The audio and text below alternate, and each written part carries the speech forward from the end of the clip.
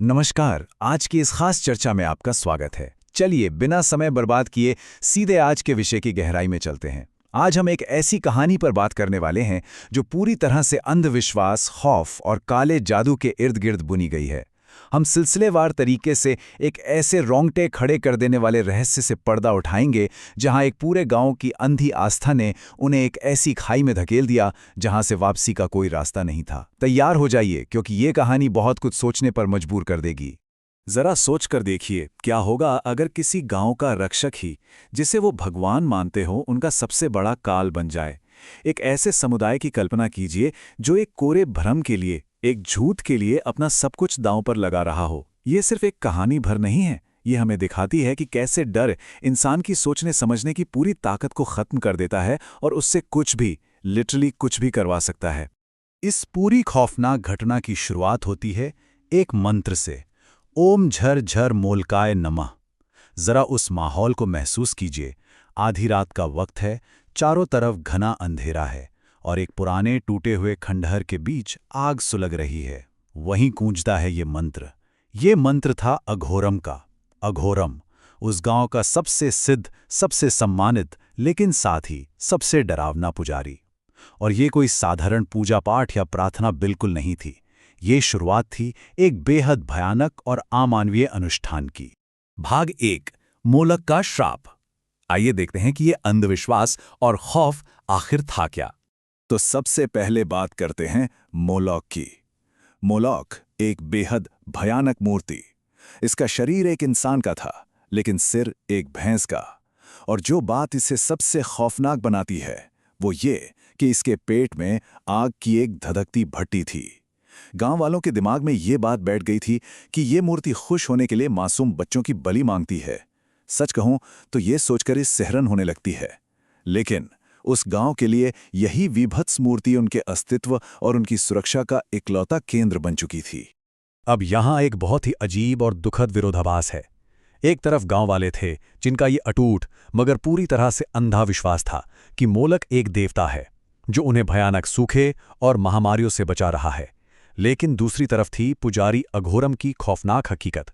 उसके लिए मोलक कोई रक्षक या भगवान नहीं था, बल्कि वो एक शैतान था जो अघोरम को काले जादू की ताकत और अमर होने का वरदान दे रहा था। देखा जाए तो ये एक बहुत ही भयानक छल था जो मासूम लोगों के साथ किया जा रहा था। तो इस अंधे विश्वास की कीमत क्या चुकानी पड़ रही थी? कीमत बहुत बड़ी थी। हर अमावस्या को एक मासूम की बलि देनी ही होती थी। लोगों के मन में यह डर इतनी गहराई तक बसा दिया गया था कि अगर उन्होंने बलि नहीं दी तो सूखा पड़ेगा, बीमारी फैलेगी और पूरा गांव भूखमरी से खत्म हो जाएगा। और बलि के लिए बच्चों को ही क्यों चुना जाता था? क्योंकि उन्हें सबसे पवित्र भेंट माना जाता था। खौफ का आलम यह था कि गांव वाले खुद ही मजबूर होकर बेबस लोगों जैसे कि विधवा सरला के बच्चे छीन लेते थे और उन्हें मौत के मुंह में धकेल देते थे।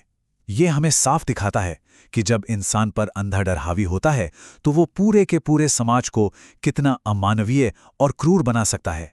भाग 2, गांव के रहस्यों से पर्दा उठना।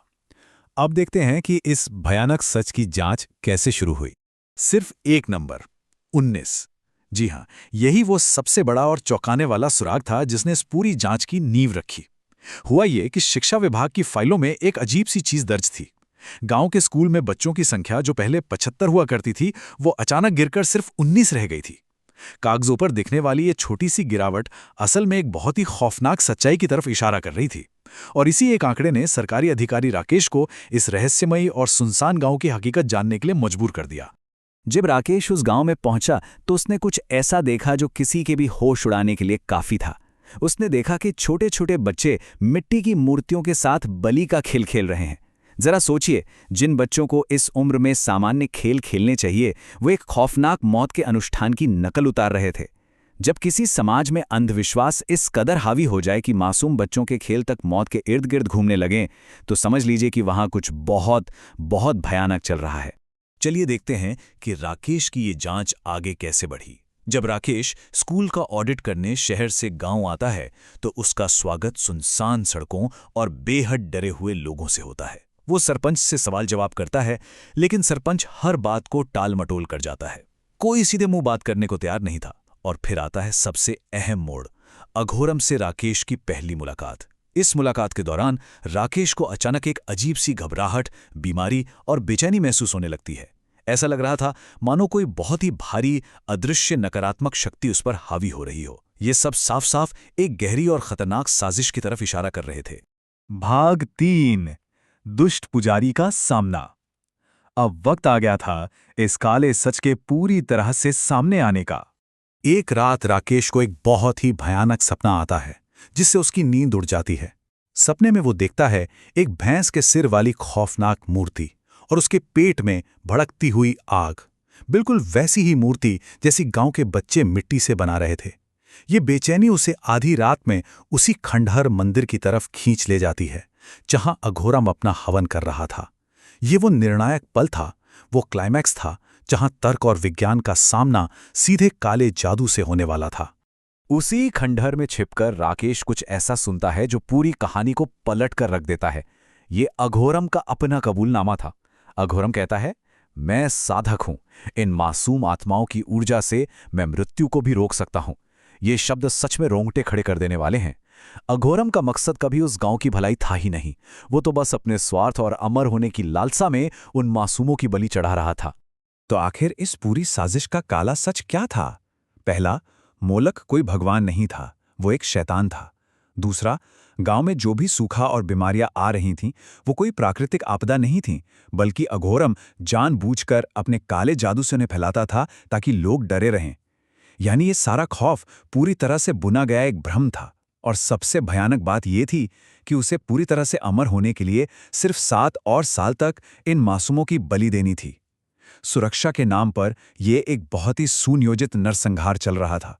लेकिन कहते हैं ना, सच को हमेशा के लिए छुपाया नहीं जा सकता।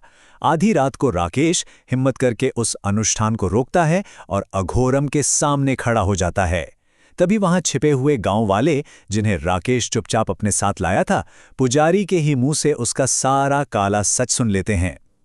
जब एक दुखी दादा को यह एहसास होता है कि उसके पोते की जान सिर्फ एक झूठ के लिए ली गई थी, तो भीड़ का गुस्सा बेकाबू हो जाता है।